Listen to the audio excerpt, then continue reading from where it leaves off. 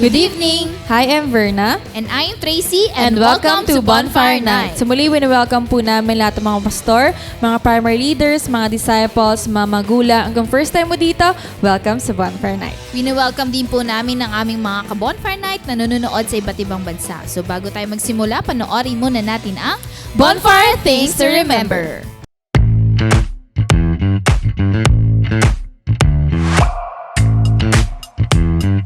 Here are your bonfire things to remember. Bring your notebook, Bible, and ballpen. Open your heart to the message. Hashtag Puspus Yarn. No unnecessary activities while watching. Hashtag multitasker. Wag ganon. Focus on the message through our speakers. No? Kasi kung makikita natin, ang gaganda ng promise. Ang gaganda ng Hashtag promise. focus ka lang. Invite and tag your friends. Be a blessing. Hashtag friendship goals. Engage by sharing your thoughts and leave comments below. Respond to the message and take action. Huwag kalimutan mga ka-bonfire ha. Paalam!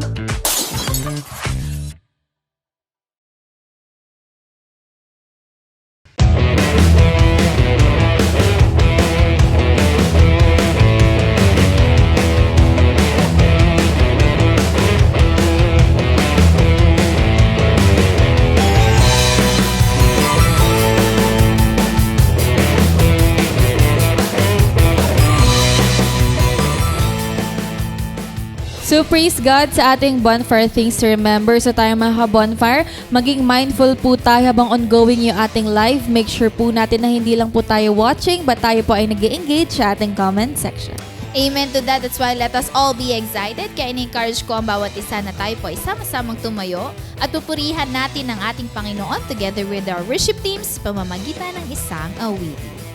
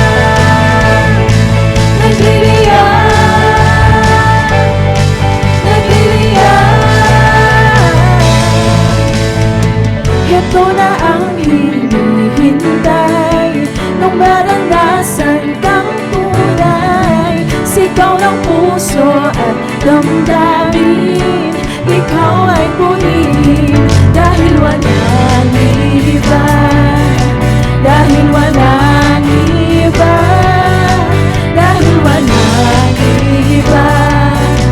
Halina tayo'y magpuri sa Kanya. Tara! Na na na na, na na na na, na na na na, na na na na.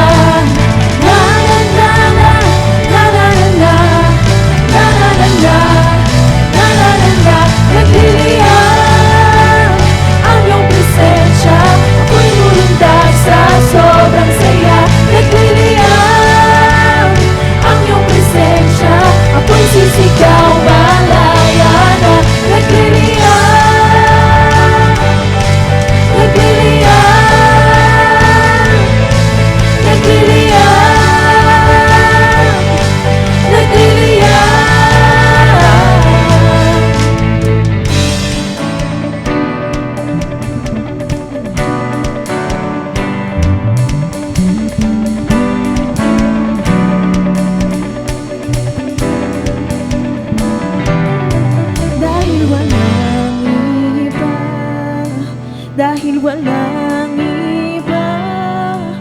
dahil walang iba. Halina tayo'y magpuri sa Kanya dahil walang iba. Dahil walang iba. Dahil walang iba. Halina tayo'y magpuri sa Kanya dahil walang iba. Dahil walang iba. Dahil walang iba. Halina tayo'y magpuri sa Kanya dahil walang iba. Dahil walang iba. Dahil walang iba.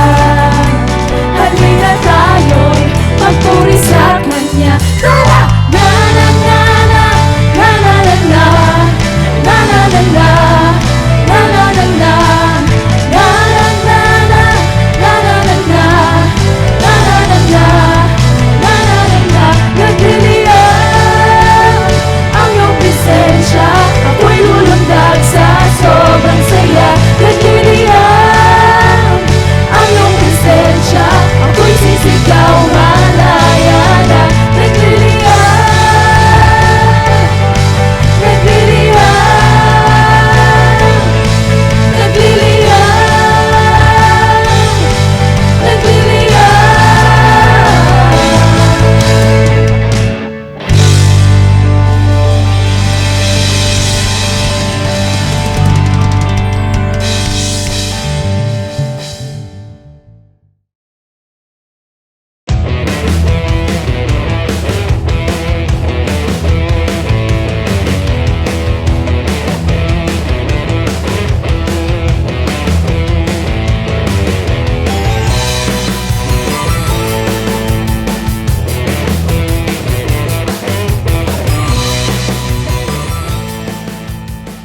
Praise God, and tonight let us all be excited dahil muli makarinig po tayo muli ng salita ng Panginoon through our speaker. So we are reminding everybody na habang nagsasalita po ang ating speaker tonight, nandiyan din po na active tayo na mag-engage sa ating comment section. Praise God. That's why let us ready our hearts and our minds sa message na mapapakinggan natin tonight.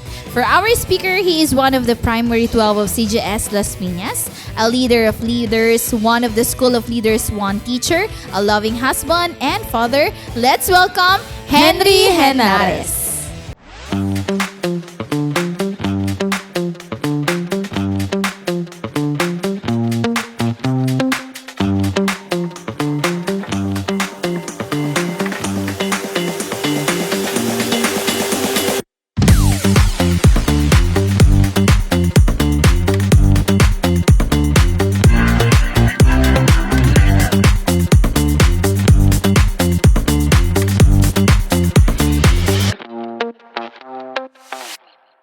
Magandang gabi mga ka-bonfire at welcome po sa ating gawain ngayong gabi at wini-welcome ko ang lahat ng mga naka-tune in ngayong gabi sa ating gawain at binabati ko po ang bawat isa na nandito ngayon, no? Yung mga kabataan, kananayan, katatayan, no? At lahat ng mga nasa iba't ibang lugar sa oras na ito.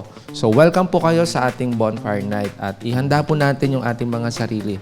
At binabati ko muna, no, ang ating buting pastor, Pastor Rani, Pastor Adel. Salamat sa opportunity at pribilehiyo na muli ay magamit ng ating Panginoon dito sa gawain na ito. At again, let us continue to prepare ourselves mga kapatid sa gabing ito. So, bago po tayo mag-start officially, let us pray mga kapatid. So, Father God in heaven, we thank you, Lord, for this night na pinagkaloob niyo po sa bawat isa sa amin. Salamat po, Diyos.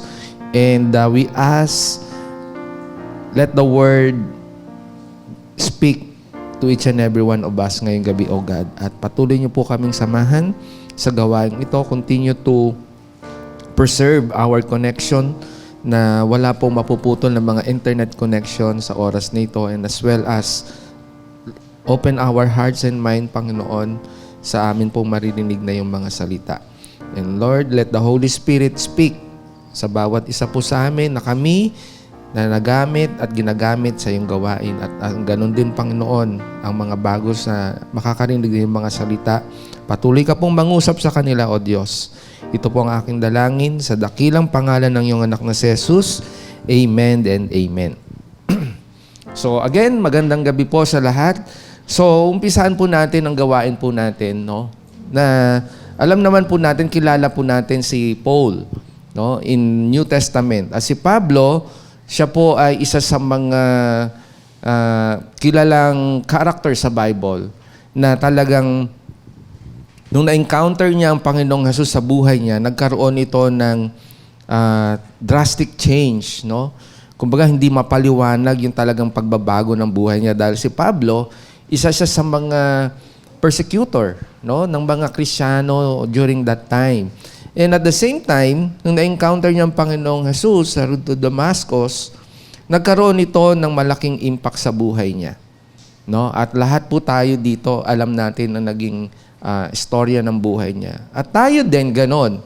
No? Nung na-encounter mo ang Panginoong Jesus sa buhay mo, nagkaroon ng malaking impact ng pagbabago ang Panginoong Jesus sa bawat isa sa atin. So makikita po natin na once you encounter the Lord Jesus Christ in your life, no, there is something within in our heart na yun yung nag-push sa atin for us na tayo po ay mabago. Iba po sa atin dito na share ng one verse evangelism, and at the same time, from us to different people, sinishare din po natin ang gospel. That's why isa sa mga malaking testimony ang buhay ni Pablo in the New Testament. Kaya dito din po natin kukunin yung topic natin at let us open our Bible in Acts chapter 26, verses 16 to 18. So makikita po natin dito, Paul reiterates, no, yung sinabi ng Panginoong Jesus sa buhay niya. At ang kausap niya po dito ay si King Agrippa, no? At kinuha ko lamang po itong mga verses na ito dahil nakita ko na si Pablo, kung ano ang sinabi ng Panginoong Jesus sa kanya, hindi na yun nagbago. No? At lahat po yun ay nagkaroon po ng impact. So that's why tayo din, no, na nakakilala sa Panginoon, kayo na nanonood dito ngayon, ang bawat isa po sa atin na nanonood, dapat ito yung maging statement din natin sa ating buhay. That's why ang church natin are eager, no? Ang platform na to ay eager to spread the good news, share the salvation, and ma-equip ang bawat isa for us na magtuloy-tuloy, no? Yung change and transformation, hindi lamang ng ating pamilya, hindi lamang ng ating sarili, gayon din sa ibang tao. So, let us open our Bible in Acts chapter 26, 16 to 18. So, sabi dito, NIV version po tayo. Now get up and stand on your feet. I have appeared to you to appoint you as a servant and as a witness of what you have seen and will see of me. In verse 17, I will rescue you from your own people and from the Gentiles. I am sending you to them. In verse 18, to open their eyes and turn from darkness to light, and from the power of Satan to God, so that they may receive forgiveness of sins and a place among those who are sanctified by faith in me. So sa Tagalog, tumayo ka. Nagpakita ako sa iyo upang italaga ka bilang aking lingkod, magpatotoo tungkol sa mga nakita mo ngayon at sa mga ipapakita ko pa sa iyo. Ililigtas kita mula sa mga kababayan mong Hudyo at gayon din sa mga Hintil kung saan kita isusugo. Imumulat mo ang kanilang mga mata, ibabalik mo sila sa kaliwanagan mula sa kadiliman, ililigtas sila sa kapangyarihan ni Satanas at ibabalik sa Diyos. Sila'y patatawarin sa kanilang mga kasalanan at mabibigyan ng lugar kasama ng mga taong ginawang banal ng Diyos. So kung makikita po natin the whole content of this chapter, mga kapatid, Paul testify in front of King Agrippa. And as long na ginagawa niya yung kanyang testimony, pinapakita niya dito what the Lord Jesus Christ did to him, no, or done to him. Now, sa atin, tayong lahat, ang bawat isa sa atin dito, no, at ang mga nakakilala sa ating Panginoon, We're not just encounter the Lord Jesus Christ, then stop. Amen? Hindi natin nakilala ang Panginoong Jesus at hindi kalooban ng Panginoong Jesus na nakilala lamang natin siya and then stop. Nagkaroon na ng period ang buhay natin. No. But then, merong certain way na dapat ito ay magtuloy-tuloy. Hindi siya dapat tumigil. Di po ba? So kung papansinin natin ang verses na ito, mga kapatid, get up and stand on your feet. No? Hindi nagpakilala at nag-appear ang ating Panginoong Hesus sa buhay ng bawat isa sa atin na ganun-ganun lang. Kundi in-appoint niya tayo for us to become a servant and to become a witness. Amen? At hindi lamang niya tayo inallow na matigil sa atin ang salvation. That's why dito sa discipleship, napakahalaga na makita po natin. Bakit ba ako nandito? Bakit ko ba nakilala ang Panginoong Jesucristo? Because our life must be a testimony. No? Dapat ang buhay natin ay isang testimonya. Katulad ni Pablo, nang nakilala niya, na-encounter niya ang Panginoong Hesus sa buhay niya, nagkaroon ng malaking impact ito sa buhay niya, nagkaroon ng malaking influence ang buhay niya. So ikaw kapatid, ang buhay mo ba ay buhay na puno ng testimony and influence na mula sa ating Panginoong Jesus?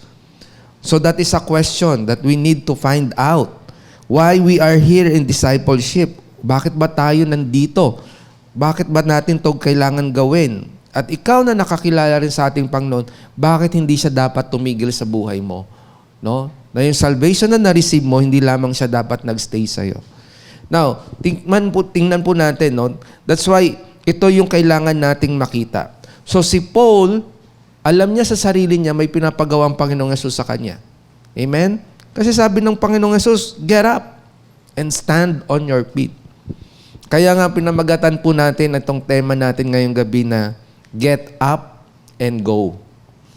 Okay? So, hindi ka lamang nalugmok nung nakilala mo ang Panginoong Hesus, no? Kundi, dapat ang testimony niya sa buhay mo, you need to spread out. You need to go. We need to get out and get up from the place kung saan tayo komportable na. O madalas sa atin, saan tayo komportable na. So, bakit? No? Why we should get up and go? Yan ang tanong. Why we should get up and go? Because that is a divine calling. No? Kaya po tayo tinawag, kaya po tayo pinapagalaw because our calling is very much divine. Okay? Because salvation na na-encounter natin sa buhay natin na meron tayo ngayon, mga kapatid, will leads to what? To a calling. Tinatawag po tayo ng ating Panginoong Hesus. He called us hindi lamang to what? Para magstay tayo sa cell group. Magstay lang tayo manood sa bonfire, sa ating morning simbahay. Hindi. Hindi lamang ikaw laging pinifeed, kundi dapat ikaw din, you know for yourself, hindi aksidente na nakilala mo ang Panginoong Hesus sa buhay mo. At ikaw na binabahaginan, hindi rin yan aksidente. Kundi ito ay divine calling na meron kang kailangang gawin. Ayun. So, dapat naunawaan po natin ito, no? Na hindi natigil ang salvation lamang sa'yo. Hindi lamang ito na tumigil sa akin. Kundi ito dapat ay nagmumove, gumagalaw. At yan, hindi natin napapakita sa buhay natin na tayo po, bawat isa po sa atin dito, natenga na lang yung salvation sa atin. Amen? So, we need to get up. Kailangan gumising tayo, kailangan tumayo tayo, kailangan umalis tayo sa comfort zone natin. Because yun ang ginawa din ni Paul. Alam niya sa sarili niya na ang salvation na meron siya, hindi lamang na-retain sa buhay niya. That's why si Paul ay isa sa mga apostle na talagang nag-spread out ng salvation, ng gospel during his time. Why it is a divine calling? Di ba, mga kapatid? Because salvation leads to calling. Kung na-save ka, tinawag ka. Okay? Tinawag ka ng ating Panginoong Yesus. Imagine mo yan, kapatid, no?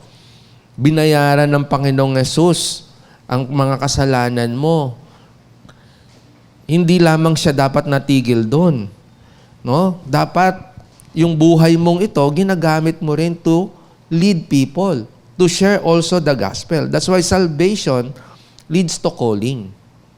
Na-save ka at alam mo sa sarili mo na tinawag ka. Amen? So dapat walang bingi. No? Walang binging disciple na meron sa atin dito, mga kapatid. Hindi ka rin dapat nagbibingi-bingihan sa sinasabi sa Matthew 28:19-20, which is familiar po sa atin ang verses na yan. Di ba? That's why sabi po sa Ephesians chapter 2, verse 10, "For we are God's handiwork, created in Christ Jesus to do what? To do good works, which God prepared in advance for us to do." Imagine that. We are God's handiwork. Tinawag ka at kailangan ma-equip ka, created in Christ, to do good works. So ano yung mga good works? By sharing the gospel, by leading people to Christ. No? And by being intimate to Him, by praying for our nation, by praying for our family. That is one of the good works na dapat nakikita po sa atin. Created in Christ to do good works. Ano yung good works?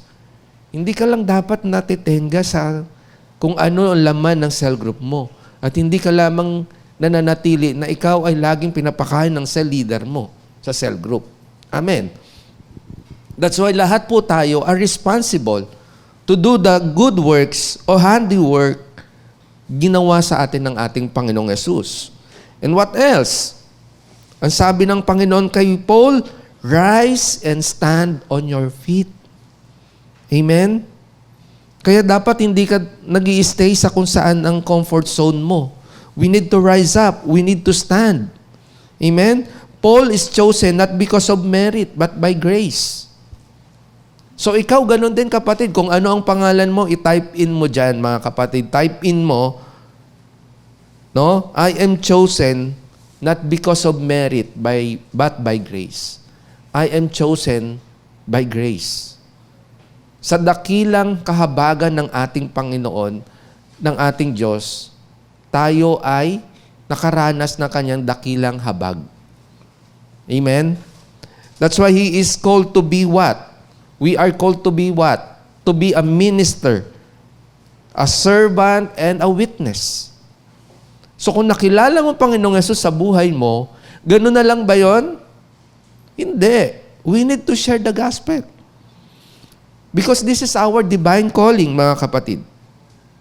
At alam ni Pablo na ang kanyang misyon, no, includes both what he has seen and what God will still reveal. Kung hindi lamang yung nakita niya, kundi kung ano pa yung nire-reveal ng Panginoong Yesus sa buhay niya. Na He need to show it up to the people.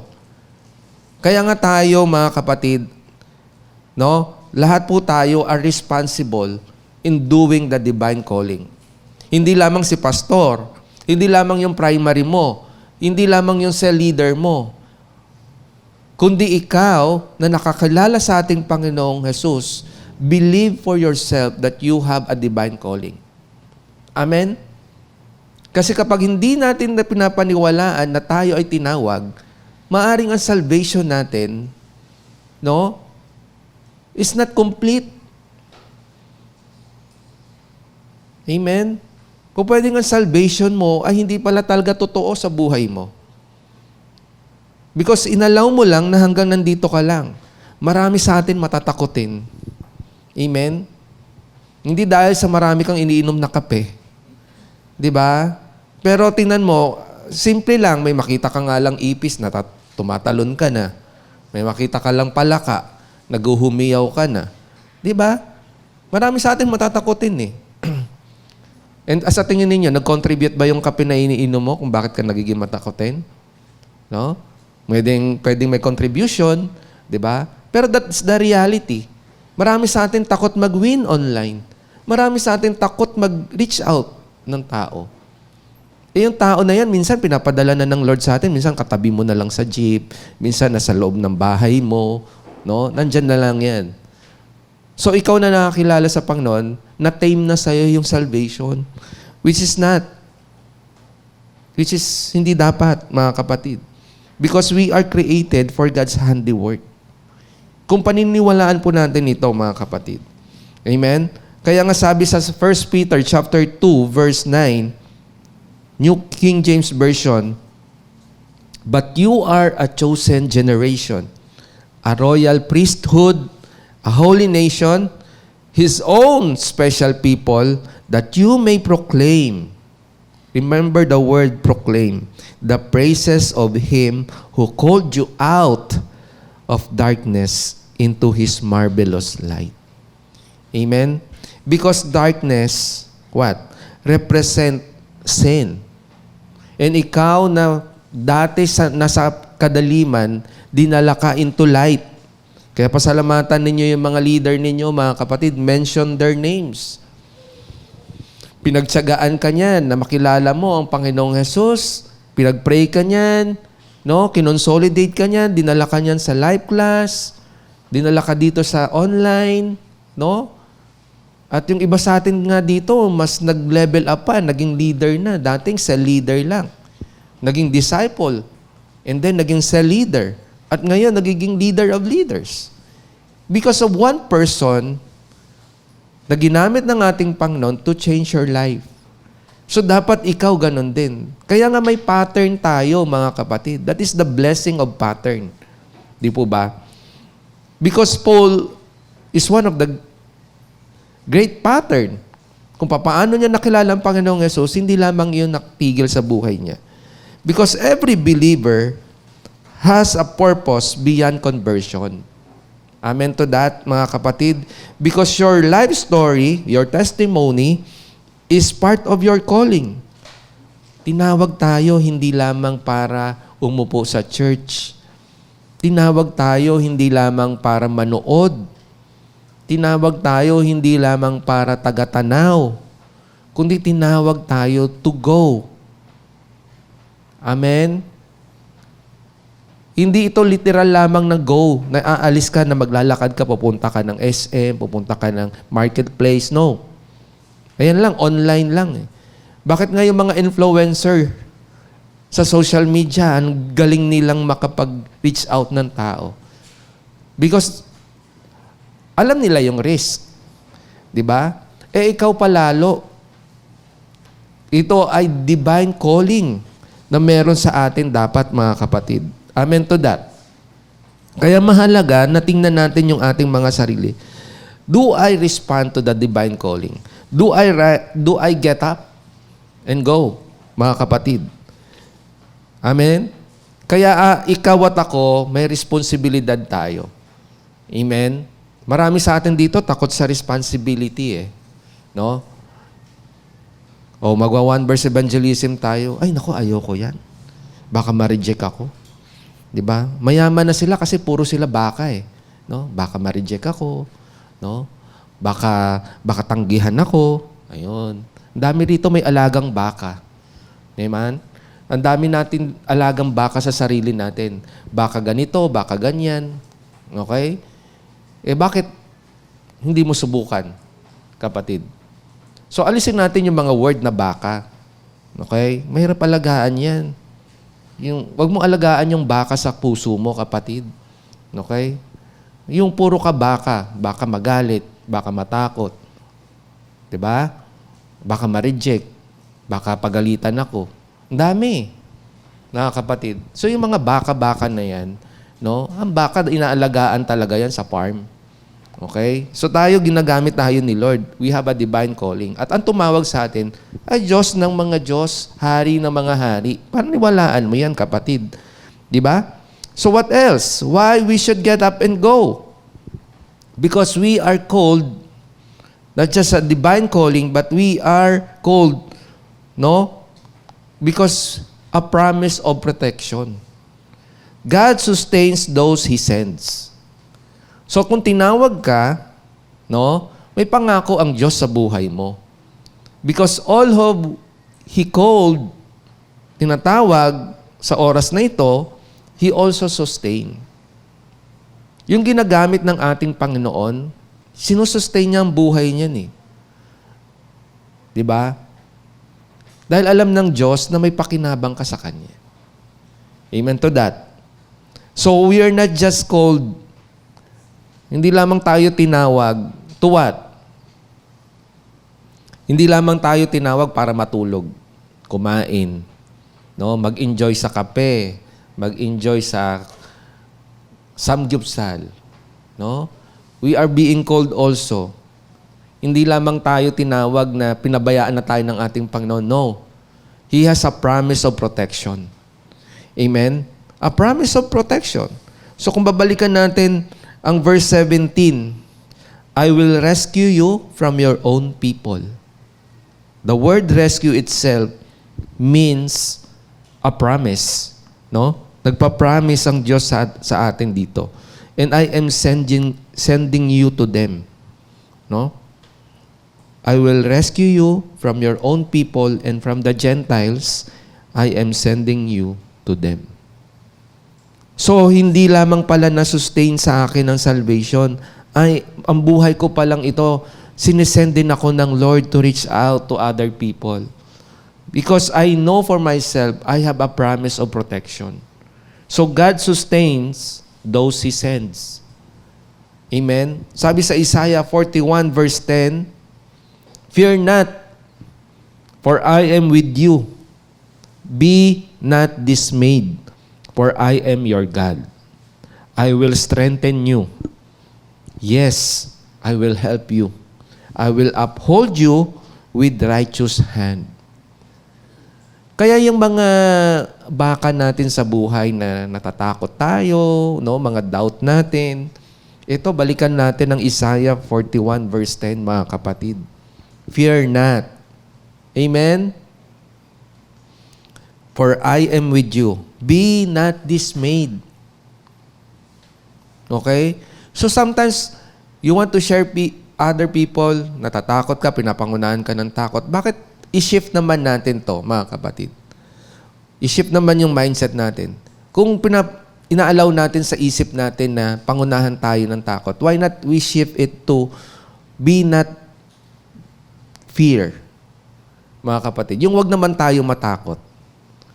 Ako, personally, mga kapatid, I have a personal testimony din. Even online, no, I've reached out other people sa online, no? At alam ito ng mga taong nakilala ko sa online, no? Once na sila'y nakilala ko, nilalatag ko kaagad sa kanila yung kung anong meron dito. Paano sila, nung na-save sila, ganito magiging pupuntahan natin, yung culture natin, no? And soon you will become a leader. Although some of them, up to now, nasa discipleship pa rin, mga kapatid. But then, yun yung ginawa kong way to reach out to other people. That's why sa mga 3 minutes video sometimes, nag-iiwan ako talaga ng message eh. Dahil dalawa yung purpose ko dyan. Kung bakit yun yung iniiwan ko. So, hindi ako whether babae man yan o lalaki mag-PPM sa akin. Kasi dalawang purpose ko eh. Pag babae, i-forward ko sa aking wife. No? Pag lalaki, yun, sa akin, or sometimes kung matagal na sa kanya yung babae na na-win namin online, yung husband nun.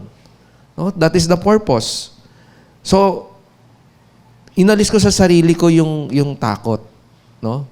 Kasi ito yung pinanghiwakan ko eh, Isaiah 41 verse 10. So, whether I reject, and glory to God, mga kapatid.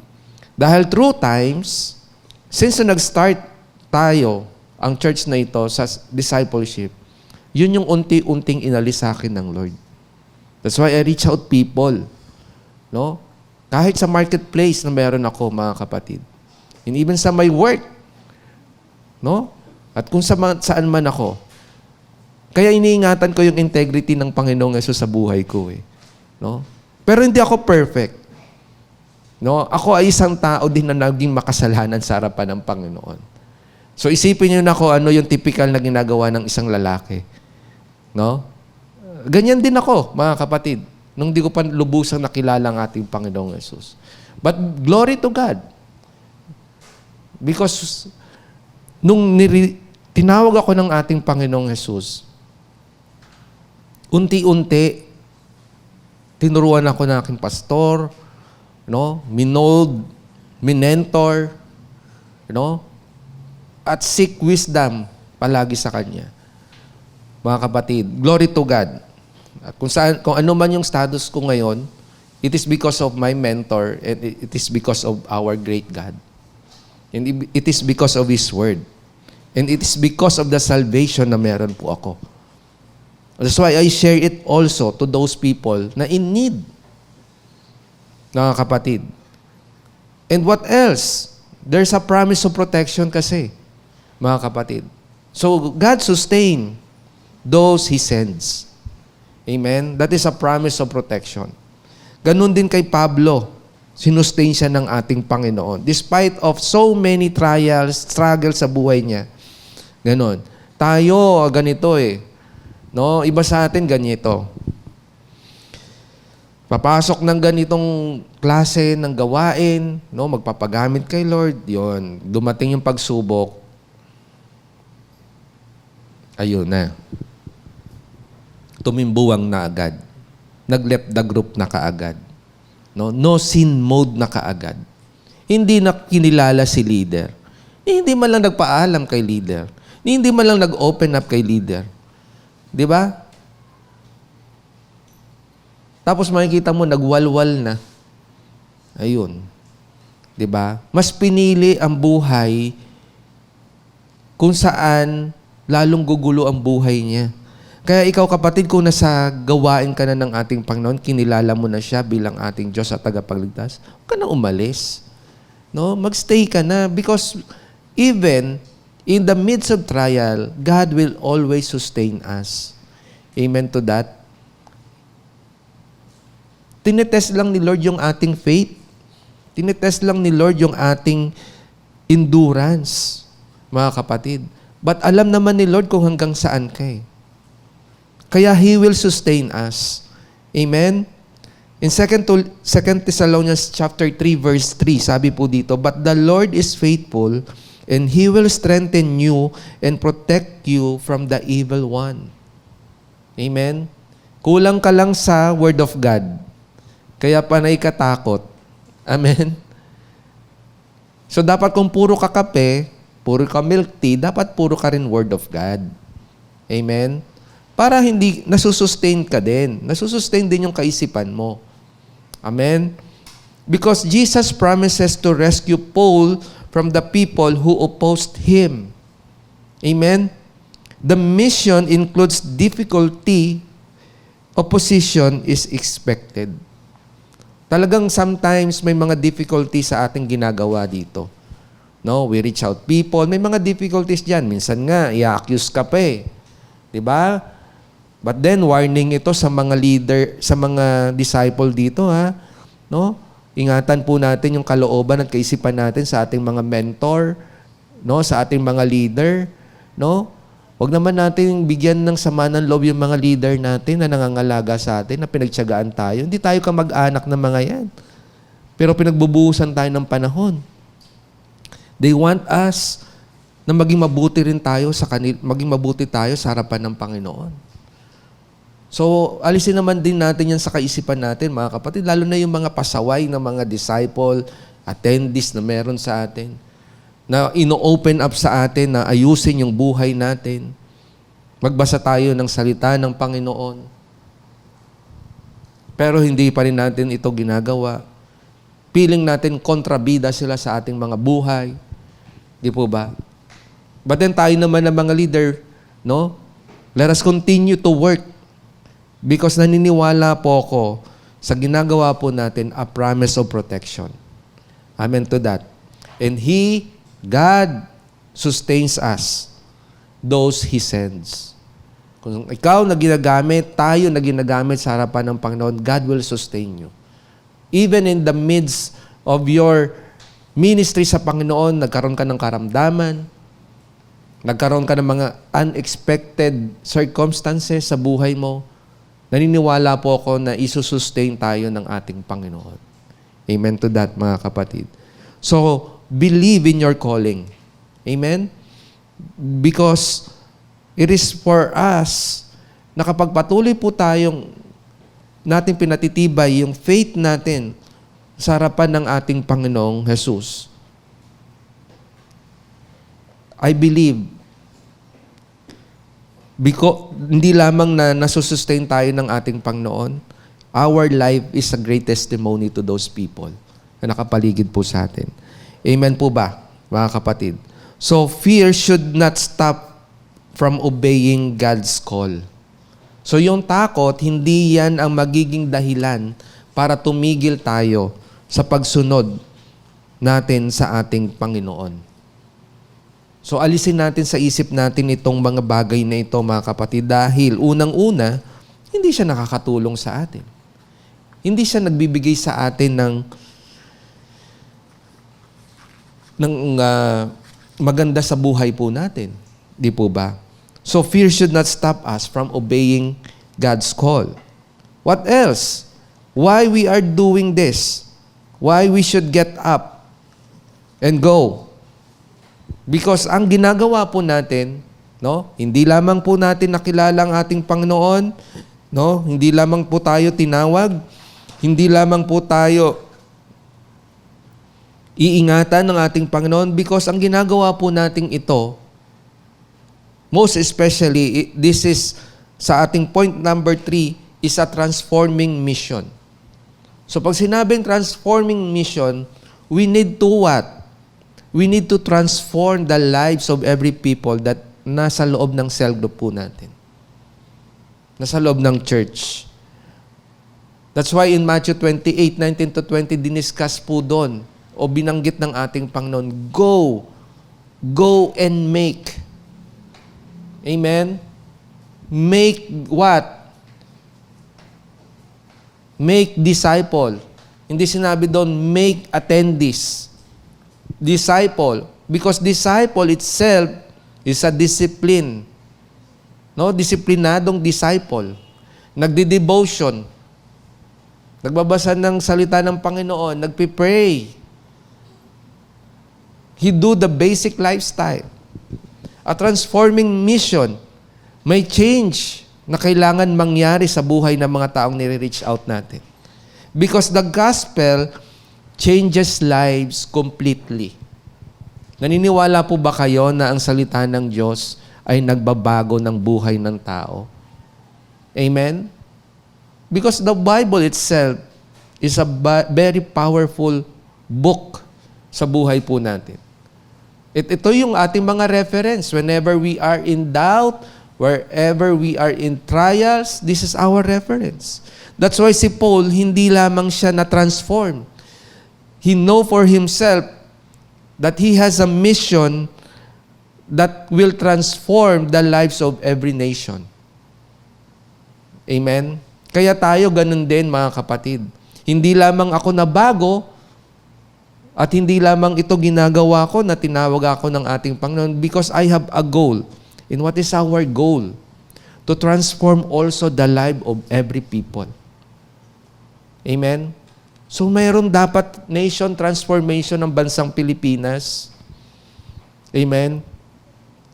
Para ma-eliminate na yung mga wicked ways. Kaso maraming disciple ang tahimik, maraming disciple ang tulog, maraming disciple ang takot. Mga kapatid. That's why we need to get up and go, mga kapatid. And atong ginagawa nating mga kapatid, this is a transforming mission. Even we are online, we can transform the lives of every people kapag tayo mismo already transformed. Amen? So I need to what? No? Ano nga sabi? Ang pangako sa atin in Acts chapter 1 verse 8, and you will receive power when the Holy Spirit comes upon you. No? And you will be my witnesses in Jerusalem, in Judea, and in Samaria, and to what? The ends of the earth. Kaya kahit kasuluk-sulukan, kabahu-bahuan, no? Karumal-dumal na lugar pinupuntahan po natin. To reach out people. Pero alam nyo, ang goodness pa ng Lord sa buhay natin, alam nyo kung ano? Hindi mo na kailangan sumakay ng eroplano para makarating ka sa Korea, makarating ka sa Poland, makarating ka sa Kuwait, makarating ka sa Dubai, makarating ka sa kung saan mo naisip, sa Australia, sa Japan. Hindi mo na kailangan gawin yun. Itong online, alam nyo mga kapatid, this is a transforming mission na meron po sa atin. We lead people to Christ via online. Hindi mo na kailangan mag-spend ng thousands of peso to reach out people. Dito lang sa online, may ma-reach out ka na. That's why itong church natin is a testimony, living testimony to reach out people. Kaya nga, pag secure, nakuha na natin yung area, tsaka natin siya pinupuntahan. No? Isa sa mga testimony natin dito, mga kapatid, no? Sa lugar ng Binangonan, sa Siquijor, mga kapatid, sa parting Mindanao, mga kapatid. Because this is a transforming mission. The church is a transforming church. Our lives is a transforming lives, dapat, mga kapatid. So, hindi ka na bago, kundi may mission ka lang. May mission ka pa. Hindi ka lang na bago, kundi may mission ka pa. Amen? Ano sinasabi sa atin dito? To open the eyes of people, and we need truth to see clearly. To open the eyes of people. Kaya nga, kung babalikan po natin yung verse, mga kapatid, no? Binabanggit po dito. Sabi po dito, in verse 18, to open their eyes and turn them from darkness to light, and from the power of Satan, so that they may receive. Ano yung i-receive nila? Forgiveness of sins and a place among those who are sanctified by faith in me. Amen to that, mga kapatid. So we need to what? We need to break the spiritual blindness ng human condition. Amen? Marami ang bulag, namumuhay saan? Sa kadiliman. And that is our mission, mga kapatid. We are called to help others to understand the truth. And what is the truth? Mga kapatid. And to turn from darkness to light, because darkness, sabi ko nga kanina, represents sins, ignorance, and separation from God. And tayo na nabago ang buhay, nagkaroon ka na ng ilaw, you represents the truth and the holiness in life. That's why this is a transforming mission na ginagawa po natin. So si Paul, hindi lamang tumigil ang buhay niya nung na-encounter niya ang ating Panginoong Yesus. Diba? Nabulag siya for ilang araw, mga kapatid, at naintindihan niya na ang tanging tagapagligtas ng buhay niya walang iba kundi ang ating Panginoong Yesus. So tayo na nabago, ayusin din natin ang buhay natin at magpaayos po tayo. Conversion is not just belief. Amen? It is a change of direction. From the power of Satan to God. There is a real spiritual battle. May battle dyan, siyempre. Diba? May battle naman sa bawat mission eh. Amen? Even sa mga gera, may battle dyan. Diba? Merong kailangan pagdaanan tayo. But glory to God, because the church itself, no, napaka-generous ng church natin in terms of equipping people. Napaka-generous ng church natin to help other churches, to mentor people. Because alam natin sa sarili natin, this is our mission. We have a transforming mission. At ano yon, mga kapatid? To change the lives of other people also. So ang pattern natin, ako na nabago, dapat magbago din ako, magamit din ang buhay kong ito. Kung anong ginawa sa akin ng leader ko, gawin ko din ito sa iba. Kung anong ginagawa sa akin ng leader ko, dapat ma-share ko din ito sa iba. That's why ang kalagahan ng isang mentor, ng isang pastor sa church, no, ay malaki, mga kapatid. Kasi mga anointed person yan eh. So taniman natin yung ating mga pastor, ating mga mentor, bless them, mga kapatid. And let your life continue to transform the lives of other people as well, mga kapatid. Amen? So sharing the salvation is what? Is deliverance, not just improvement. Yung pag-share natin ng salvation, i-deliver natin tong mga tao na to sa harapan ng ating Panginoong Jesus. Hindi lamang sila na natili dyan. Kundi we need to lead them also, to lead other people also. Kaya kailangan pa natin ng mga leaders, kailangan pa natin ng mga missionary people to bring them sa ating Panginoong Jesus. Amen to that, mga kapatid. Kaya I hope na ngayong gabi, naunawaan po natin na ang buhay po natin ay hindi siya dapat buhay na walang pakinabang. Dapat ang buhay natin kapaki-pakinabang sa harapan ng ating Panginoong Jesus. Amen to that. Because when God sends, He also sustain sa buhay po natin. So, equipping the called, no? Tinawag tayo para tayo din ay ma-equip. So, siyempre, bago tayo pumunta sa isang misyon, we need to be fully equipped. Kaya po tayo may life class, meron po tayong Soul 1, 2, and 3 because we need to equip people. And we need to be equipped bago po tayo dalhin sa maayos na misyon ng buhay po natin. Amen to that, mga kapatid. Yung skills na meron po tayo, kailangan po natin yan. The strength na meron po tayo, kailangan po natin yan. And the wisdom needed along the way. Wisdom in the Word of God. So it's not about our capacity. No? Focus on God's power than human ability. Dapat mag-focus tayo sa God's power rather than our human ability.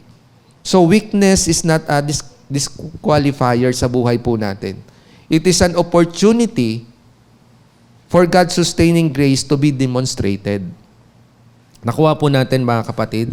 So minsan yung kahinaan po natin, hindi yan dahilan para, hindi ako pwede maging leader. Yung kahinaan natin, hindi eh. Kundi ito yung opportunity para masustain natin, no, yung biyaya ng Diyos sa buhay po natin at may pakita natin ito na we are fully dependent to God. Because our goal, mga kapatid, tandaan po natin to, okay, bago tayo mag-end. Ang goal po natin, hell will lose another one soul. Amen? Dapat yan ang goal po natin. Hell will lose another one soul. That's why eager tayo to what? Mag-one verse evangelism. That's why we need to get up and we need to go. Amen? So if ang bawat isa sa atin ay recipient ng God's grace na full of sin and shame, but Jesus found me and said, get up and go. Kaya po sa ating conclusion, sabi po dito, your changed life shows that no one is beyond God's reach. No? Walang imposible sa Diyos. Amen? Hindi po pwedeng hindi tayo o ang bawat isa sa atin, malayo yan eh. Hindi ko kaya. No. It is beyond God's reach. Kayang abutin natin ang mga buhay ng mga taong nawawala, mga kapatid. Kaya nga tayo, as a transformed people, no, we are called to stand. Tinawag tayo, no, to stand, to speak, and share the salvation. We are not just saved from something, we are sent to fulfill the task. No, we're not just saved from something, but we are sent to fulfill the task. So, tinawag ka kapatid. Okay? So, get up. Sabi mo sa katabi mo, get up and go. Let us all get up, mga kapatid, and go. And let us continue to share the gospel to those people na alam natin na kailangan nila ng Panginoong Jesucristo sa buhay nila. Amen to that? So I hope na ngayong gabi, mga kapatid, marami po sa atin, ma-realize natin, katulad ni Pablo, dapat magbago din ako ng buhay ng ibang tao. Kung paano ako binago ng Panginoong Jesucristo, I need to reach out to other people as well. Amen to that, mga kapatid? So muli, nagpapasalamat po tayo sa Bonfire Admin and as well as sa ating buting pastor, Pastor Rami Henares at si Pastora Adel, no, sa opportunity na nagamit po tayo ngayong gabi muli sa gawain ng Bonfire. So magko-closing prayer po tayo. Let us pray.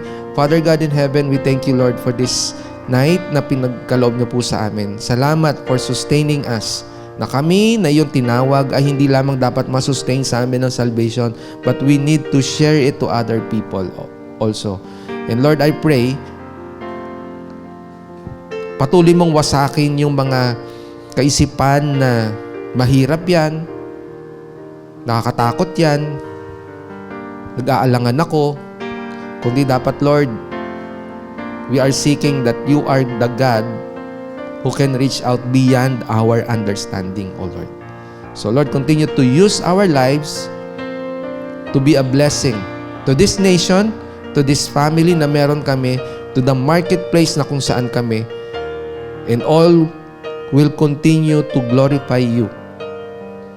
In the name of Jesus. Amen and amen. So marami pong salamat. Thank you.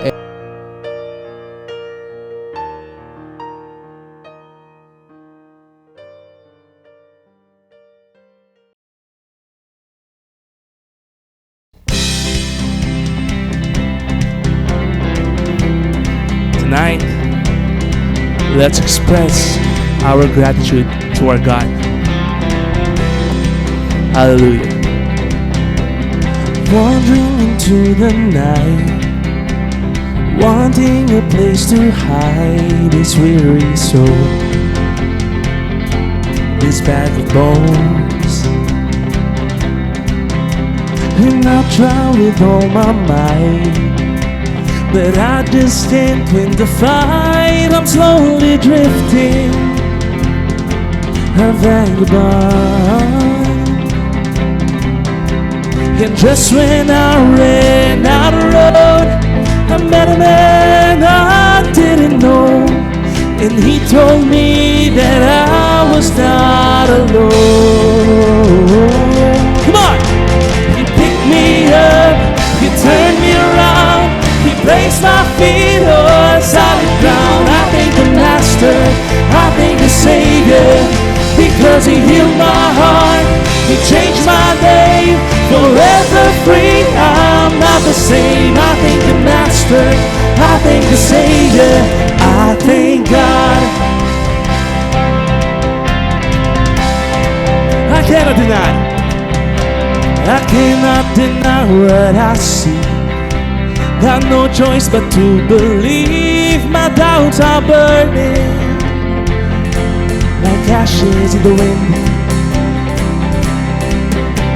So long to my old friends, burden and bitterness, you can't just keep it moving. Hey, you ain't welcome here. Come on.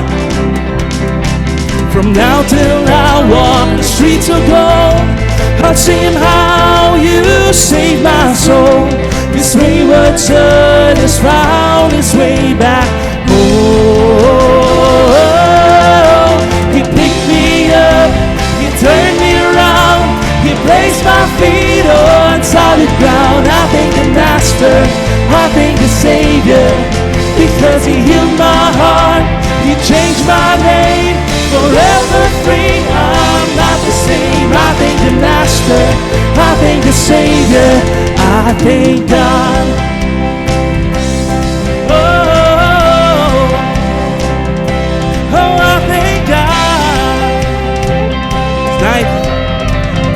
declare. And lost another one, I am free. I am free. Oh, I am free. And lost another one, I am free. Oh, I am free. Oh, I am free. And lost another one, I am free. I am free. Oh, I am free. And lost another one, I am free. I am free. Oh, I am free. And lost another one, I am free. I am free. Oh, I am free. And lost another one, I am free. Yes, I am free. Oh, I am free. And lost another one, I am free. Oh, I am free. Yes, I am free. And lost another one, I am free.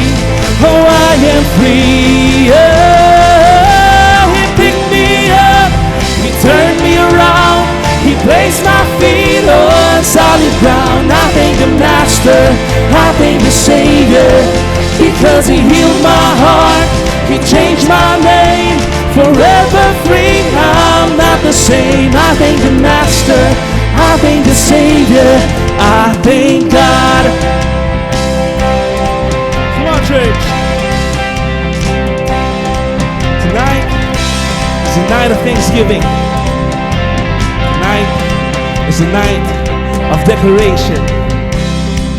Sa oras na ito, it's time for us to get up out of our graves. Let's declare it with all our hearts. Come on, church. Get up, get up, get up, get up out of that grave. Get up, get up, get up, get up out of that grave. Get up, get up, get up, get up out of that grave. Get up, get up, get up, get up out of that grave. Get up, get up, get up, get up out of that grave. Get up, get up, get up, get up out of that grave. Hey, get up, get up, get up, get up out of that grave. Get up, get up, get up, get up out of that grave. Get up, get up, get up, get up out of that grave. Get up, get up, get up, get up out of that grave. Get up, get up, get up, get up out of that grave. Get up out of that grave. Oh, he picked me up. He turned me around. He placed my feet on solid ground. I thank the Master, I thank the Savior, because he healed my heart, he changed my name. I'm not the same. I thank the Master, I thank the Savior. Oh, I thank God.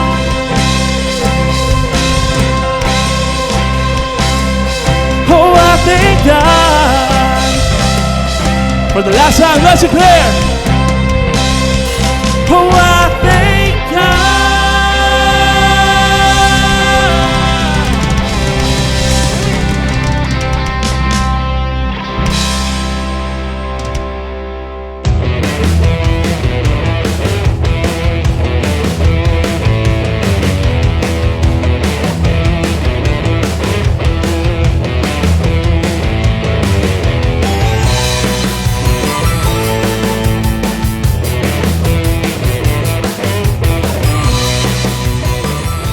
Praise God and thank you po Tito Bong sa message na hinatid niyo po sa bawat isa. At alam ko po ay marami din po tayong natutunan. That's why we encourage everyone na patuloy niyo pong i-post ang inyong mga takeaway lines using this hashtags.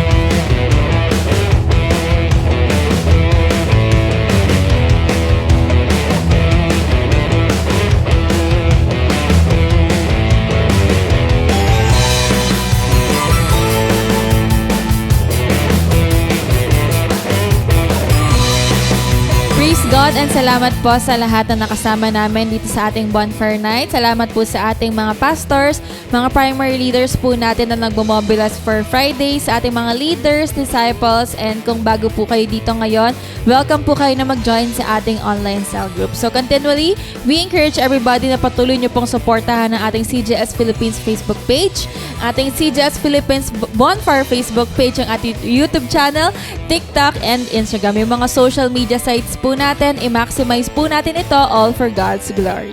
Amen to that. And we also encourage everyone sa darating na online simbahay. So Sabado pa lang, andun na po yung minamaximize natin at patuloy nating sinishare at nirarally ang ating invitation para yung mga friends, family, and colleagues po natin ay makanood din sila at mabless at makasama sa ating pag-worship at pakikinig ng message na ihahatid sa atin ng ating buting pastor, Pastor Rami Henares Jr. So, thank you and God bless!